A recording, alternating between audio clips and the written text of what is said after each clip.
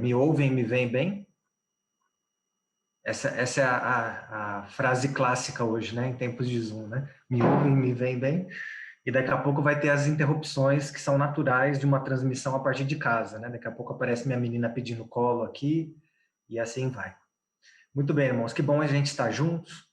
Que bom que vocês tomaram essa medida, acho que prudente, né? Nesse contexto de contaminação, acho que é bom essa precaução. Mas que bom que também a gente pode se reunir, ainda que virtualmente. Eu estou vendo que alguns, ia perguntar se está frio, mas eu estou vendo que alguns estão ao ar livre no sol. Então, estou até com uma inveja dessas pessoas, que parece que está bem quentinho aí, bem confortável, né? É a família do Gilberto Reis, pelo que eu estou vendo ali. O Jefferson acho que está na sombra, pelo menos com a família dele. Mas que bom que estamos juntos. Ontem também estou vendo o Divonzir e a Madalena aqui. Vi que no boletim da nossa igreja estava constando ali a transferência deles. Então eu vi que vocês fizeram uma contratação aí, né? Nesse período de janela de contratação aí, no meio do ano. E estão levando aí a família Ferelli, né? Como reforço aí para a igreja de Quadra. Muito bom saber que vocês vão estar servindo aí. Queridos, eu escolhi para a nossa reflexão nessa manhã, a primeira vez que eu vou compartilhar essa mensagem, porque, na verdade, eu não tenho vergonha de dizer isso, até brinco com meu amigo, né, com o pastor André Vasconcelos, que é um dos editores lá com a gente, e a gente trabalha junto na revista Conexão, que foi o mesmo periódico que o Marquinhos trabalhou com a gente há uns anos atrás, e o pastor André, ele sempre tem escrito um texto explorando uma narrativa bíblica, né, na revista Conexão, na seção chamada Texto e Contexto, e os textos dele são muito bons, né? Então eu brinquei com ele e falei assim, André, escreve os textos que eu prego os teus textos por aí, tá? Eu só te aviso onde eu vou pregar antes, para você não depois pregar também. E aí tem um texto dele muito bom que ele fala sobre a mordomia do meio ambiente, eu já preguei em alguns lugares, e ele fez para essa última edição agora de julho, um texto sobre o livro de Ruth, e eu acho que ele está dentro, viu, Marquinhos, daquilo que você tinha mais ou menos pedido como mensagem, né, que você achava que seria interessante, importante para a gente explorar aqui. Então eu vou me aventurar a gente refletir aqui, tirar algumas lições sobre o livro de Ruth. Eu confesso que eu nunca ouvi um sermão sobre o livro de Ruth e também até aqui não tinha pregado. Então acho que vai ser uma experiência interessante. É um livro curto, de apenas 4 capítulos. É um livro que envolve vários elementos que, se fossem explorados, por exemplo, numa ficção televisiva, cinematográfica, seriam muito interessantes. Então, ele tem a questão do suspense, ele tem a questão do romance, ele tem a questão do drama, ele tem a questão da reviravolta, tá tudo isso nessa história, que evidentemente nós cremos que foi real, mas o modo como ela foi contada nas escrituras, ela tem todos esses elementos que nos envolvem. Então, eu queria incentivar você, se você conhece mais ou menos o livro de Ruth, que hoje à tarde, quem sabe, ao longo dessa semana, você lesse, particularmente ou com a sua família, o livro de Ruth, para ver talvez até novas nuances, novos detalhes dessa história que talvez vão passar por alto aqui e que você tirar suas próprias lições. Então, convido você a abrir no livro de Ruth, e o capítulo 1, verso 16, vai ser o primeiro verso que nós vamos ler. Nós vamos tentar dar conta de toda a história dela, mas, evidentemente, a partir de uma estrutura, de um contraste que eu quero mostrar aqui para vocês. A gente começa com o 16, que é um texto importante, né? Talvez o mais conhecido, né, do livro de Ruth. Disse, porém, Ruth, não me instes para que te deixe e me obrigue a não seguir-te. Porque aonde quer que fores, irei eu, e onde quer que pousares, ali pousarei eu. O teu povo é o meu povo, e o teu Deus é o meu Deus. Sem dúvida, esse é o texto mais conhecido que a gente tem de Ruth. Mas vamos contextualizar, até porque eu estou vendo várias crianças que estão acompanhando aqui conosco, e quem sabe é importante que todos tenham uma noção do que se trata o livro de Ruth. O livro de Ruth é um livro que está na Bíblia, se você reparar, ele vem logo depois de Juízes, né? E ele vai estar ali fazendo a ponte com 1 Samuel. E essa localização do livro de Ruth não é à toa. Por quê? O livro de Ruth provavelmente se passa nos tempos de Juízes, que era um tempo complicado da história do povo de Deus. Era um tempo, como diz o próprio livro de Juízes na sua abertura, cada um fazia aquilo que dava na sua telha, né? Na sua cabeça. E o povo de Israel vivia um momento de caos, então, né? De muita instabilidade política, espiritual e social. Nesse contexto de dificuldade, o livro de Ruth aparece e ele faz uma ponte entre o tempo de Juízes e a monarquia, ou seja, o tempo em que começam os reis em Israel. Até porque o livro de Ruth vai terminar com o rei Davi. A gente tem que ter isso em mente, né? A história de Ruth vai conectar o tempo dos Juízes ao contexto do rei Davi. E como que a história começa? A história começa com uma tragédia, na verdade, várias tragédias, né? Primeiro que, se você ler logo nos primeiros versos, aqui no capítulo 1, verso 1, diz assim: Nos dias em que julgavam os juízes, houve fome na terra, e um homem de Belém de Judá saiu habitar na terra de Moabe, com a sua mulher e seus 2 filhos. E aí vai contar, então, a história da família de Elimeleque, que é esse homem que sai de Belém por causa da fome e vai morar em Moabe, que é uma terra fora dos limites de Israel. E aí o que acontece? Depois de algum tempo, Elimeleque morre, tornando frágil, né, fragilizando toda essa família, já que ele era o cabeça dessa família. E os seus filhos Malom e Quilion, que aliás têm nomes bem sugestivos, né? Malom significa doença ou enfermidade e Quilion significa extermínio, né? Então aí a gente já tem os nomes desses personagens mostrando a dramaticidade dessa história. Ao que dá a entender, quando você lê o capítulo 1, que a gente não vai ter tempo, eu estou apenas aqui pensando alguns pontos da história, quando você lê o capítulo 1, dá a entender de que Malom e Quilion se casaram com Ruth e Orfa, que são as duas moabitas, né, que entraram para essa família, e Ruth é a personagem principal dessa história do livro, que leva o nome. Eles se casaram depois que o pai morreu, é o que parece, pelo menos na sequência do texto. E aí, outra tragédia, então, vem essa família. Malom e Quilion também morrem. Então, agora ficam viúvas a sogra, Noemi, e as duas noras, Ruth e Orfa. E aí, nesse contexto de tragédia, a Noemi ela toma uma decisão. Ela ouve dizer, ela tem notícias de que a situação de seca e de miséria em Israel melhoraram.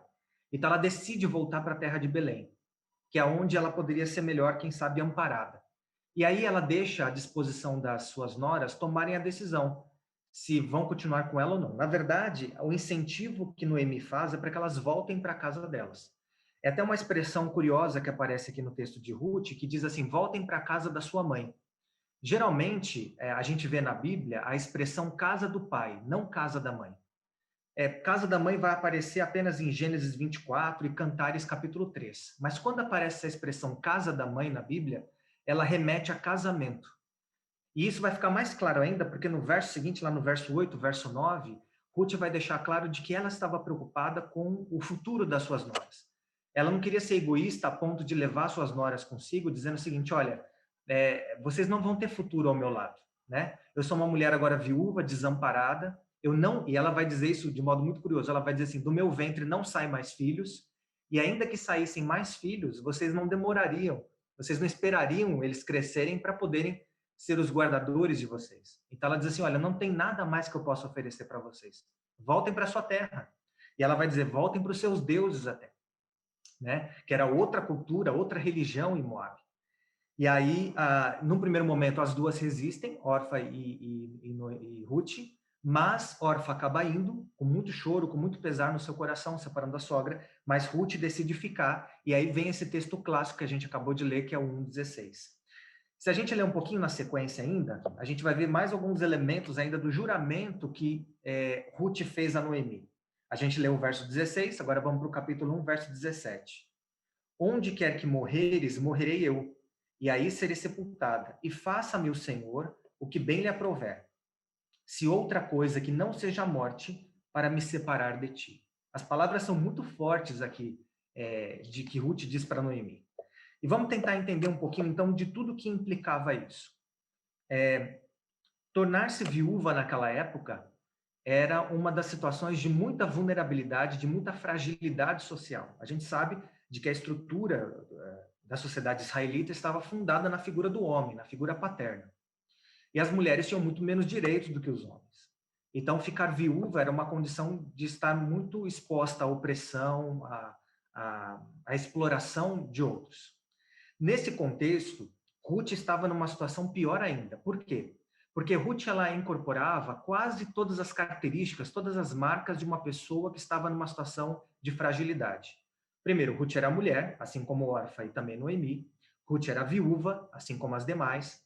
E Ruth, diferentemente de Noemi e assim como Orfa, era moabita, ou seja, ela era estrangeira. Então, quando a gente olha na Bíblia, a gente percebe que existe um quarteto, né? Alguns chamam que é um quarteto da vulnerabilidade na Bíblia. E o quarteto são as viúvas, são os estrangeiros, são os órfãos e são os pobres. Esses quatro, na Bíblia, completam aqueles que são, naquela sociedade, naquele tempo, que eram os tipos de pessoas ou condições sociais que eram as mais vulneráveis. E é por isso que nas Escrituras a gente vai encontrar tantos conselhos, tantas advertências, tantos mandamentos para cuidar do pobre, da viúva, do órfão e do estrangeiro. Porque essas pessoas eram as que estavam mais expostas a uma possível exploração e uma possível opressão.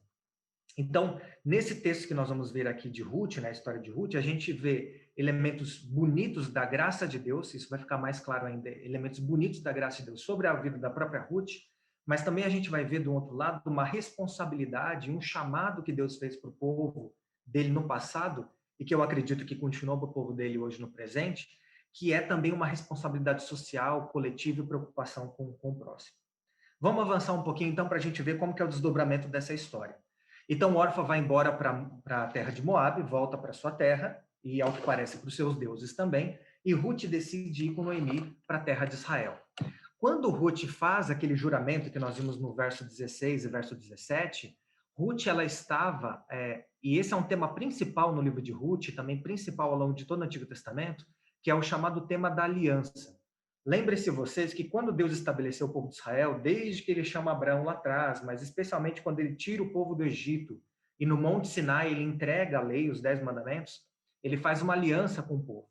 Essa relação de fidelidade, né, de proteção de Deus em relação ao povo, de promessa de bênção e de prosperidade para o povo, vinha acompanhada da parte humana como uma resposta de graça, a graça de Deus, uma resposta de obediência e fidelidade também da parte humana.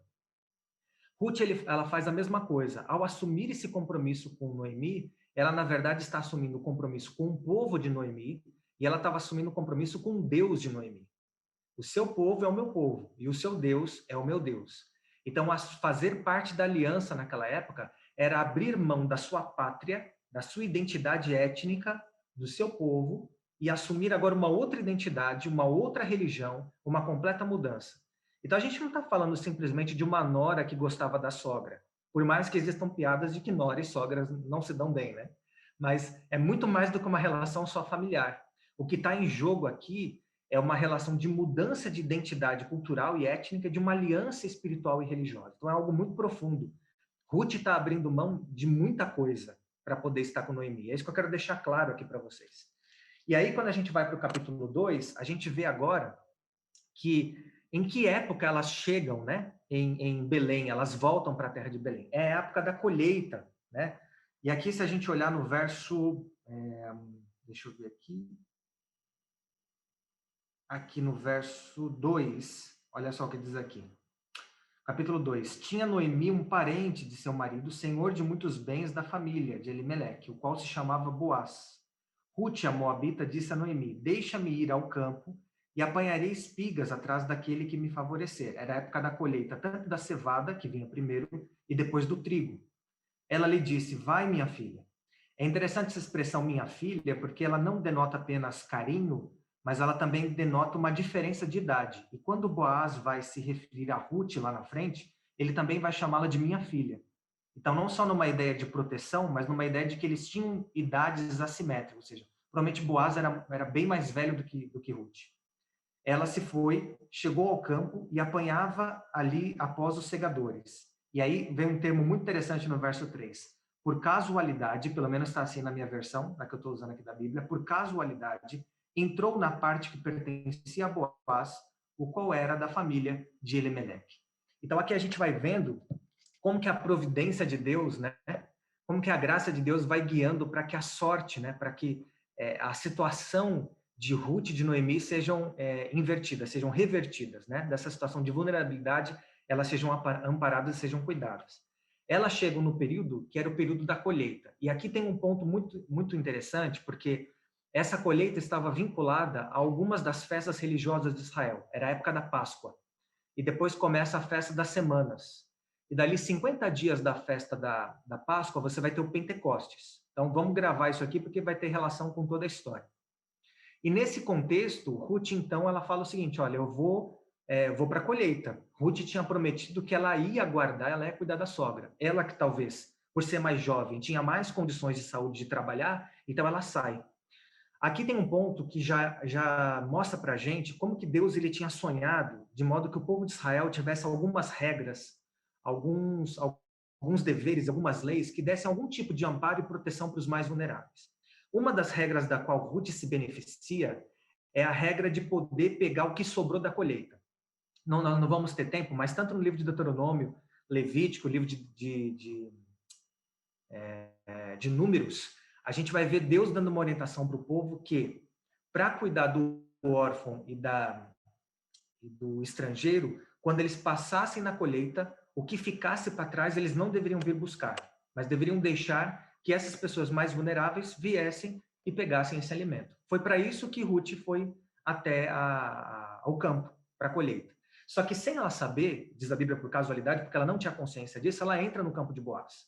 Boaz vê que ela entra ali, assim como talvez outras mulheres e outras pessoas estavam recolhendo, e ele, por bondade, permite, então, que isso aconteça.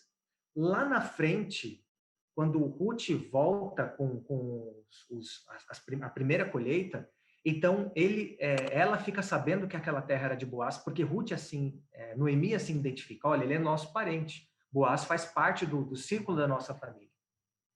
E Boaz, ele age com especial carinho em relação a Ruth. O texto não dá a entender se de alguma maneira ele já havia se interessado do ponto de vista afetivo por ela, mas de alguma maneira dá a entender de que ele vê naquela moça algo diferente e ele ele procura saber da história dela e fica admirado da atitude de uma moabita ter tomado a decisão de deixar o seu povo, enfrentar todos os entraves, todos os obstáculos sociais que haviam em sua época para cuidar da sua sogra. E aí, então, sabendo disso, que Ruth havia encontrado a misericórdia de Boaz, a boa vontade de Boaz, então Noemi planeja algo. Noemi, então, planeja que Ruth vá se apresentar até Boaz no finzinho da tarde, quando eles recolhiam os grãos, e aí, culturalmente, a gente não entende direito como que esse rito funcionava, né? O que isso significava para aquela sociedade, para aquele tempo. Mas o que dá a entender, Boaz tinha recolhido os grãos da sua colheita, ele estava na eira, né, que era um lugar em que se recolhiam isso e que geralmente aconteciam as festividades, e ele dorme, quem sabe, encostado ali na montanha de grãos, exatamente para impedir que alguém roubasse. E aí, Ruth, nesse contexto, faz a colheita no fim daquela tarde, e diz que ela se arruma, ela se põe o melhor, se banha, diz o texto bíblico, coloca a sua melhor roupa, e aí ela vai, então, quando Boaz já está deitado, ela vai até perto de Boaz, descobre os pés de Boaz. Então, aqui a Bíblia dá uma noção de que não há uma investida de Ruth imoral, né? Mas há um respeito na aproximação dela em relação a Boaz, e ela se deita ali aos seus pés. E, na verdade, se Boaz ele tivesse um gesto de misericórdia diante dessa atitude de Ruth, isso significaria que ele estaria aceitando a investida de Ruth. E aí, quando Boaz acorda e vê que ela está aos pés dele, ele se surpreende e ela diz assim, estenda a sua capa sobre mim. É curiosa essa expressão, estenda a sua capa sobre mim, porque isso significava um pedido de casamento, né? Significava de que ela estava pedindo para Boaz para que fosse para que fosse o resgatador, para que fosse o mantenedor da sua vida, da sua casa, que cuidasse dela. E aí Boaz vai usar uma expressão bonita que aparece ali, deixa eu ver aqui se eu acho aqui o texto, que é uma expressão que aparece no Antigo Testamento, que é a ideia de águia, né? Aparece aqui no capítulo 2, verso 11 e 12. Diz assim... Ok, aqui está um pouquinho antes ainda, na primeira vez que eles se viram, mas eu tinha esquecido de destacar esse ponto, vale a pena a gente chamar a atenção. Verso 11 e 12 do capítulo 2. Respondeu Boaz e lhe disse, bem me contaram tudo quanto fizeste a tua sogra, depois da morte de teu marido. E como deixaste a teu pai, a tua mãe, a tua terra onde nasceste, e vieste para um povo que dantes não conhecias. Aí vem o verso 12. O Senhor retribua o teu feito, ou seja, o voto de fidelidade que você fez a Deus, que Deus seja fiel também para contigo. E seja cumprida a tua recompensa do Senhor, Deus de Israel, sob cujas asas vieste buscar refúgio. Essa expressão ela é muito bonita, que Deus seja como uma águia para você. Lá nós não vamos ter tempo também, em Êxodo 19, verso 4, e Deuteronômio 32, verso 11, aparece essa expressão. Deus diz que como uma águia, ele havia tirado Israel do Egito, da escravidão, e havia libertado, né? Então, na Bíblia, essa ideia da asa da águia, ou mesmo se a gente pegar Jesus chorando sobre Jerusalém, lá em Mateus 23, né? Eu queria, como uma galinha, acolher vocês debaixo das minhas asas, essa ideia de proteção, que é típica da aliança. Deus oferecendo proteção e salvação, né, para o povo. Então, Ruth foi para a terra de Belém procurando esse refúgio, procurando se encontrar, ser protegida pelas asas da águia, né, do Deus de Israel. E aí Boaz, no primeiro encontro, diz que ela encontrasse isso. E quando ela pede, então, para que Boaz estendesse a sua capa, quando eles se encontraram na eira naquela noite, era como se Boaz fosse essa águia, né? Boaz, representando a Deus, estendesse essa capa sobre ela e cuidasse dela. A resposta de Boaz é que ele imediatamente aceita se casar com Ruth. Só que isso tinha algumas implicações. Aqui entra uma segunda lei de proteção que Deus tinha colocado. Veja, Ruth havia se beneficiado daquela lei que previa de que o estrangeiro poderia passar por uma colheita e pegar as espigas, aquilo que tinha caído no chão, os feixes que tinham caído no chão. A segunda lei agora que entra em cena é a chamada lei do levirato, que vai aparecer lá em Deuteronômio capítulo 25, versos 5 a 10 e outros trechos da Bíblia também. O que era a lei do levirato? Lembre-se que quando o povo de Israel entrou na Terra Prometida, na Terra de Canaã, houve uma distribuição da terra pelas tribos, com exceção de Levi, dos levitas, que iam viver do sacerdócio, iam viver então dos dízimos das ofertas do povo, todos os demais teriam terra para cultivar e para cuidar dos seus animais. Para que essas terras fossem preservadas pela descendência, quando numa família, dois irmãos, um dos irmãos se casasse e ele morresse sem deixar descendência, então era obrigação de um dos irmãos pegar aquela cunhada como esposa e suscitar descendência para o seu irmão. Ou seja, o filho que nascesse não seria filho do segundo marido, mas seria filho do primeiro marido. Seria herdeiro desse sangue, né? Que não foi passado para frente desse irmão que faleceu. É curioso a gente perceber isso, e é complexo quando a gente olha para a Bíblia, porque a gente está falando de uma sociedade muito distinta da nossa. Parece que essa lei do levirato era uma exceção que Deus estava abrindo para a questão do incesto. O que é o incesto? É o sexo entre familiares, né?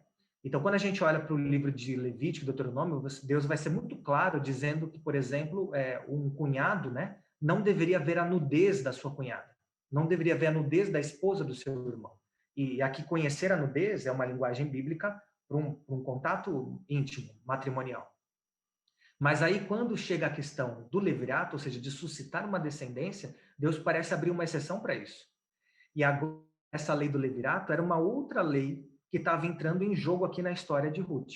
Boaz era um familiar de Noemi, mas não era o familiar mais próximo. E essa era a regra, ou um irmão ou um familiar mais próximo. Então, o que Boaz se compromete? Boaz diz assim, não, Ruth, eu quero me casar com você. Eu quero suscitar descendência para Malom, para seu ex-esposo, né? Mas, para isso, eu preciso saber se aquele que é o parente mais próximo teu não quer fazer isso. E aí, o que acontece? Na manhã seguinte, ele vai para a porta da cidade, e aqui tem outro elemento cultural interessante, a porta da cidade era como se fosse o fórum, né? Eu moro aqui perto do fórum em Tatuí, então a porta da cidade era onde era o fórum, onde as questões judiciais, políticas, sociais eram resolvidas.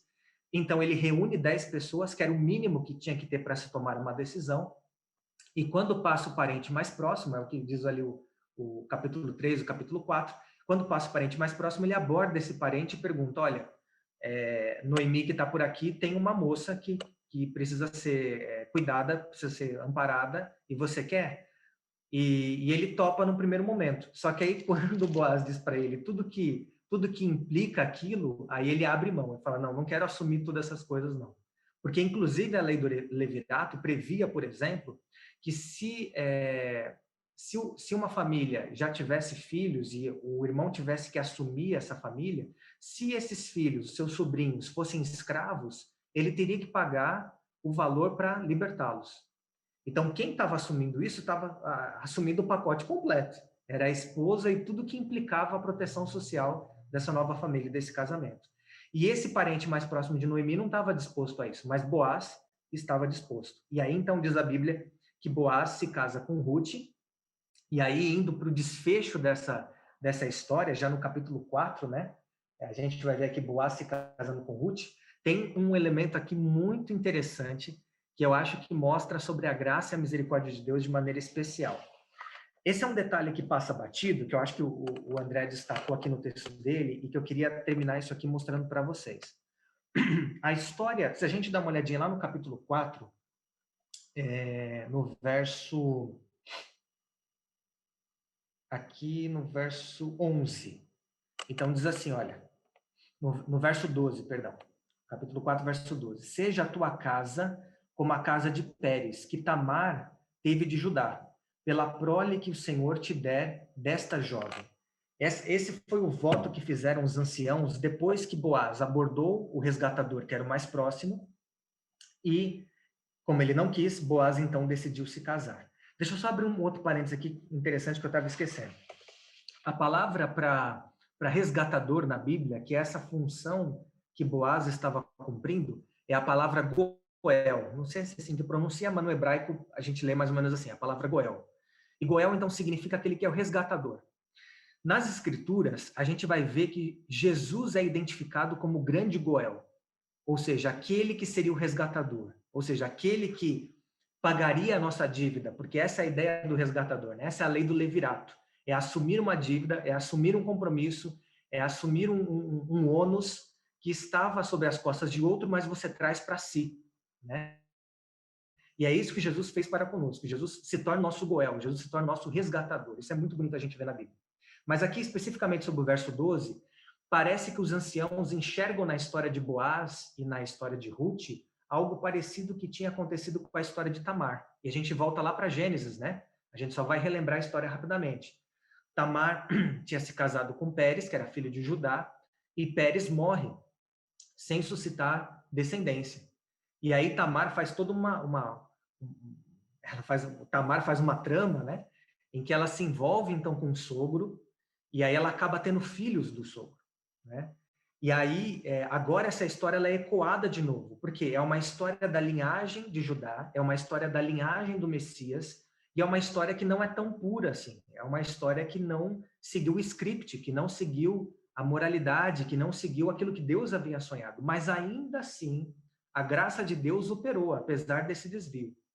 E aqui, então, a gente vai encaminhando para o fim do livro de Ruth, mostrando que Deus, novamente, assim como fez na história de Tamar, na história de Pérez, na história de Judá, novamente ele estava operando, apesar de um caminho que não havia sido retilíneo, de um caminho que não havia sido completamente reto.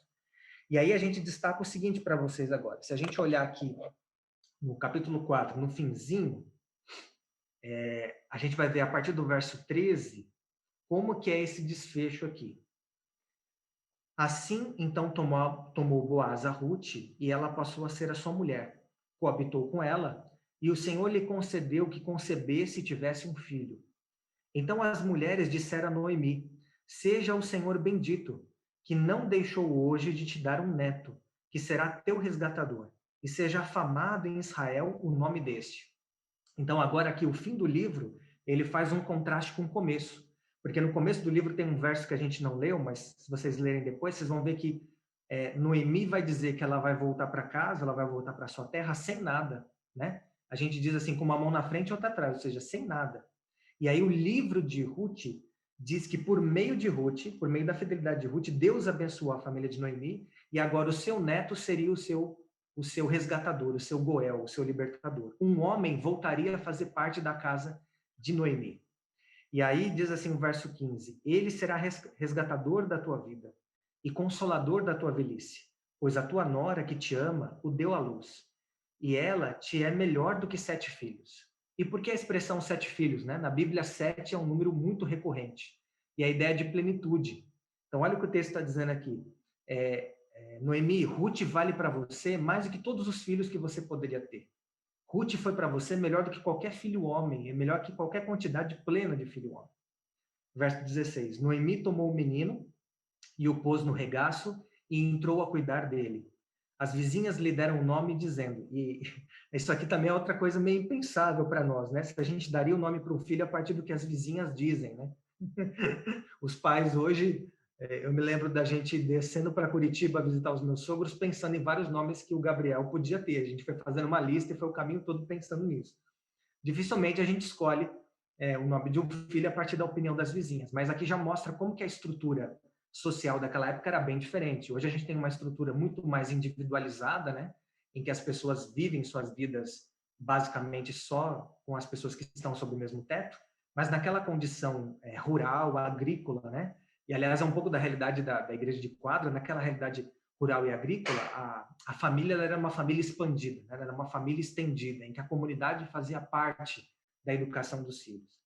E aí a gente vê, então, as vizinhas sugerindo o nome, dizendo a Noemi, nasceu um filho, eles chamaram Obed, e este é o pai de Jessé, e este é o pai de Davi. Então, agora, olha a conexão, né, que o livro traça entre a época de Juízes e a época de Davi. Agora, veja um detalhe das genealogias. O livro termina com as genealogias.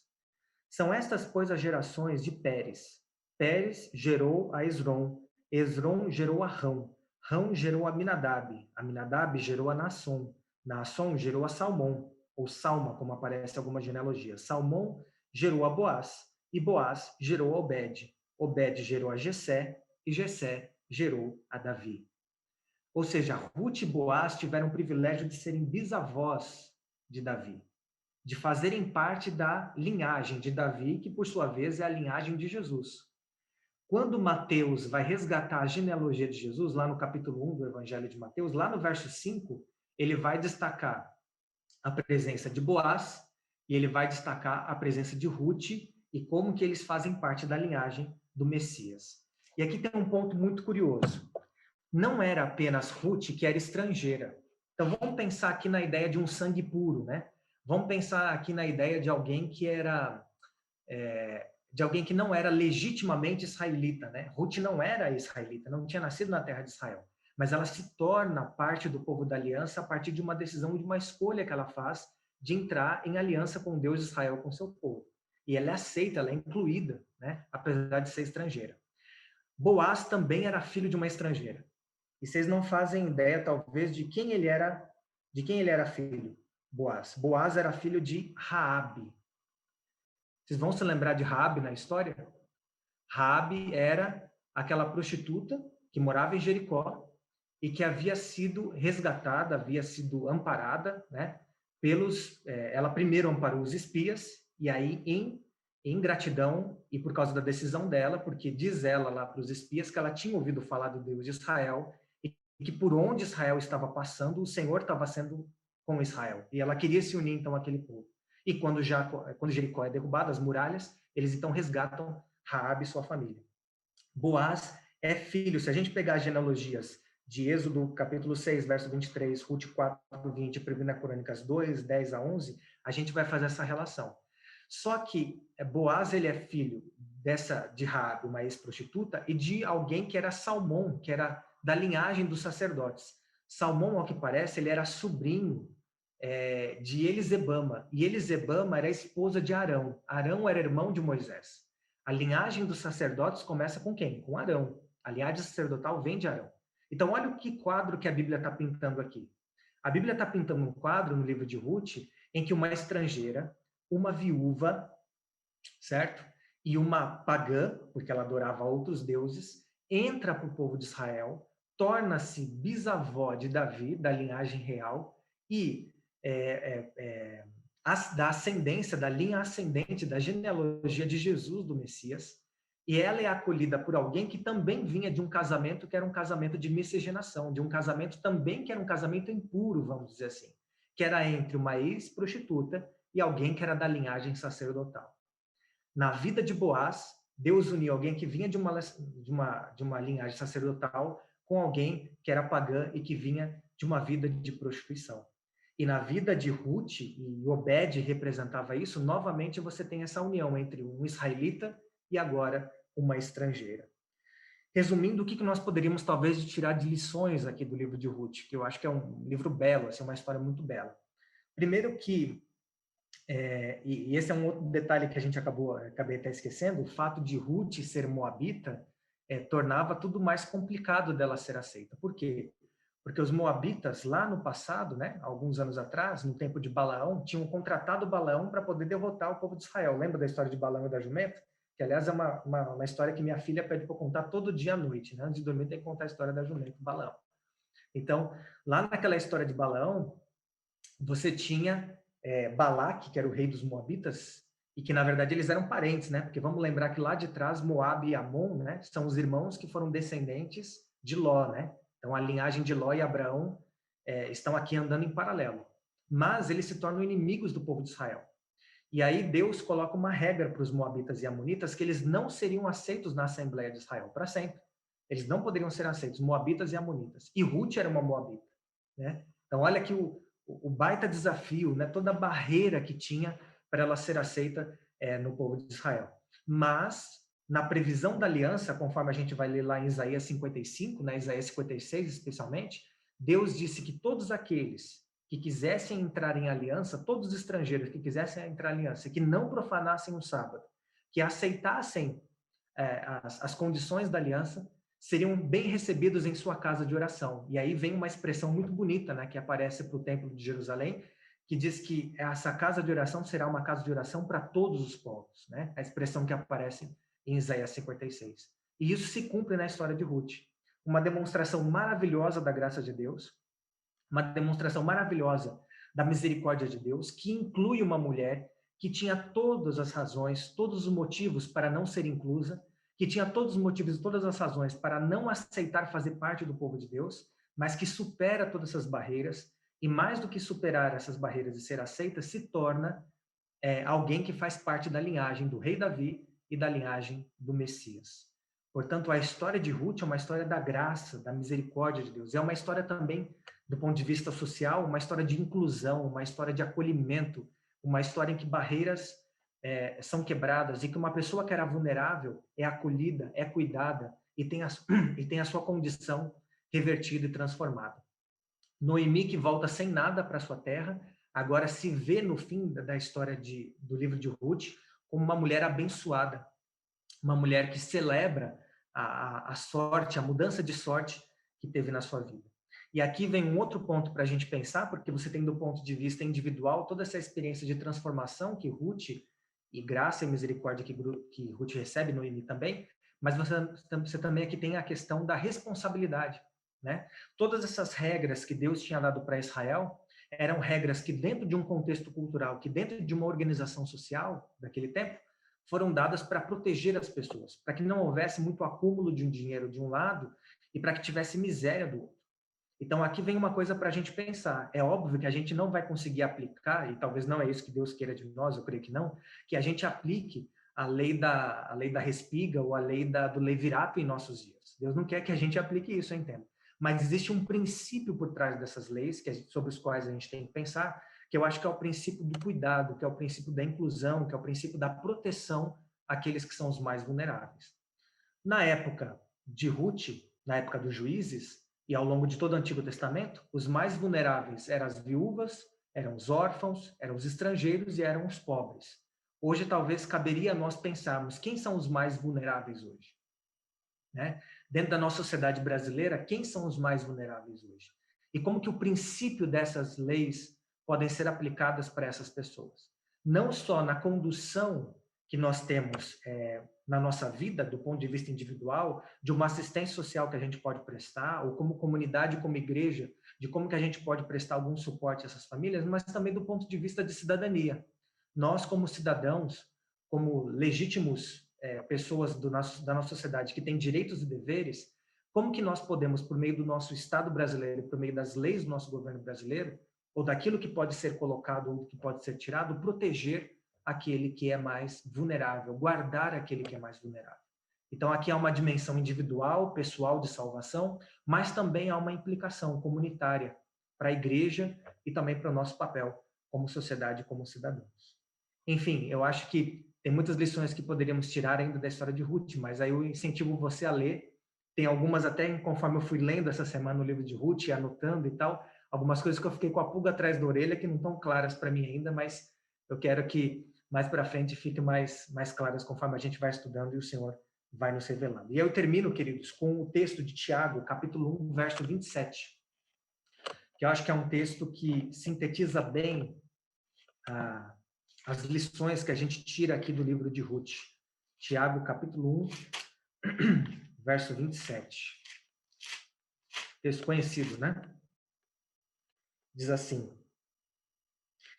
a religião pura e sem mácula para com o nosso Deus e Pai é esta: visitar os órfãos e as viúvas nas suas tribulações e a si mesmo guardar-se incontaminado do mundo.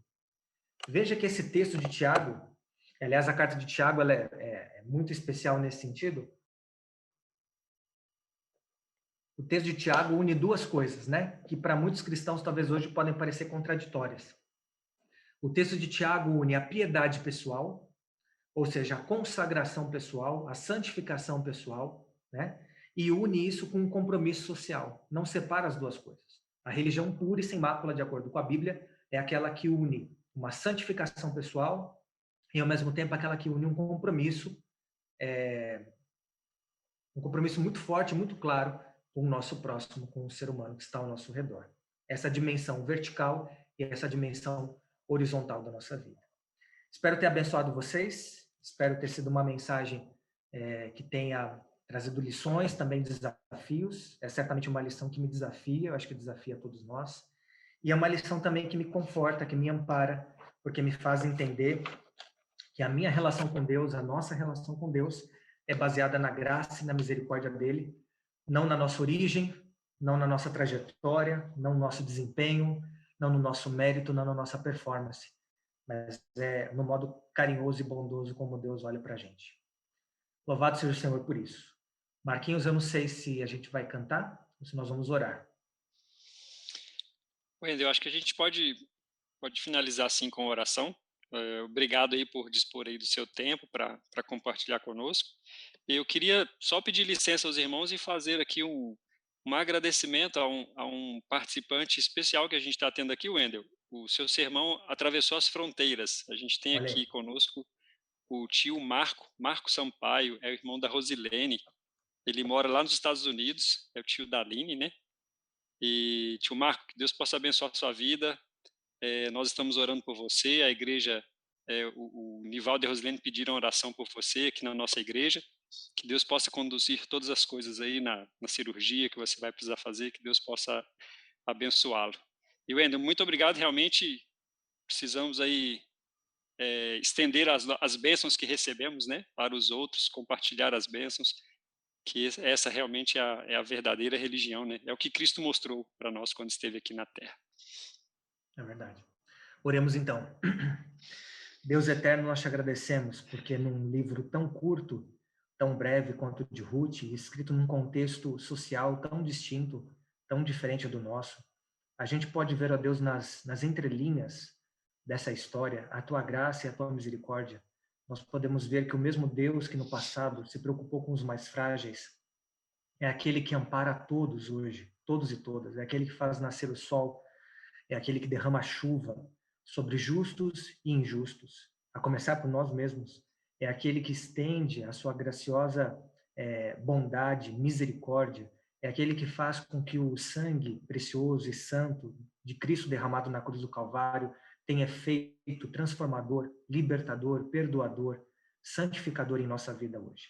Nós te louvamos por isso, te louvamos por esse tempo que tivemos para refletir em tua palavra e queremos, ó Deus, experimentar de maneira cada vez mais intensa, crescente e completa, plena, essa experiência de sermos chamados e colocados na condição de filhos teus e filhas tuas, de modo a viver em retidão, de modo a viver de modo piedoso, e uma piedade, ó Deus, que se manifeste não só em devoção pessoal, não só, ó Deus, em mudança de vida, do ponto de vista de hábitos, mas, sobretudo, também do ponto de vista de misericórdia, de compromisso com o nosso semelhante, especialmente aquele que é mais frágil, aquele que é mais vulnerável e daquele que precisa da nossa mão estendida.